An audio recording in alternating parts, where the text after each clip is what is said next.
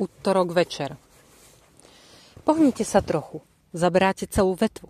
Áno, vyliezli sme na strom. Čiže sme sa zamaskovali listím. Vraveli sme si, že ak nejaký špión naozaj tunel používa, určite to bude v noci. Však? Zaujali sme pozície a čakali. A počúvali. Niekto určite príde.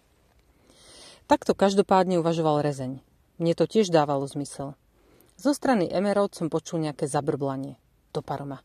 Na budúce si naozaj musím so sebou vziať nejaké jedlo. Rezeň jej podal kúsok koláča. Skoro do neho zahryzla. Potom sa však zarazila. Fuj, je z toho cítiť drevo. Na to, že chceš byť vojnová hrdinka, si príšerne náročná, posmešne som ocekol. Sklapnite už, sykol Rezeň. Tak to nie je. A presne v tom momente sme začuli nejaký zvuk. Za stromami spoza vysokej trávy a kvetín niečo jemne zašušťalo. Len sme sa prikrčili a ďalej sa ani nehli. Neodvažovali sme sa ani dýchať. Šušťanie zosilnilo. Zdalo sa, ako keby to bolo pod našim stromom. Nič sme ale nikde nevideli. Snažil som sa cez listie zahliadnúť, čo vydáva ten zvuk, ale nedarilo sa mi to.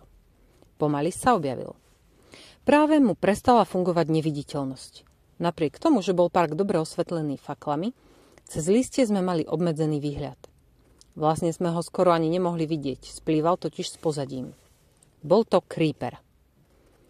Klzal k diere, vyzeral celkom normálne, ale patril k špeciálnemu druhu Creeperov, to bolo jasné. Možno to bol výsledok Herobrinových pokusov, alebo mu niekto dal elixír neviditeľnosti. Creeper sa okolo seba rozhliadol a potom skočil do diery. Urobil to s úplnou samozrejmosťou, s ľadovým pokojom. My sme zostali totálne prikovaní k vetve. K vetve? Nie k vetve. Keď sme konečne otvorili ústa, ani sme nemohli prehovoriť v celých vetách. Rezeň. Videli ste? Emerald.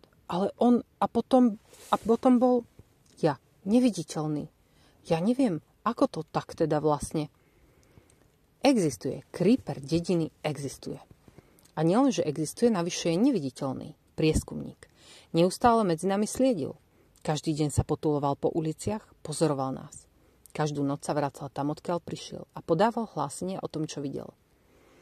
Ani nám nenapadlo, že by sme mohli mať špiónov. Zatiaľ, čo moby na to mysleli už pred 2 mesiacmi. Ako len môže piť elixíry, nechápala Emerald. Alebo zísť po rebríku, veď ani nemá ruky. To nie je dôležité, povedal som a zdvihol som sa. To je ten najväčší objav, aký sa nám doteraz podaril. Musíme to niekom povedať. Zatiaľ, čo sme sa bavili, začul som hlas. Čo to tam hore vyvádzate? Boli to Max a Alize. Prišli sa pozrieť, či sa nám darí. Alize mrkla na dieru a potom na nás troch, ako sedíme na strome. Jej pohľad prezradil, ako veľmi bola prekvapená. Niečo nám uniklo? Betke práve končí karate, idem po ňu.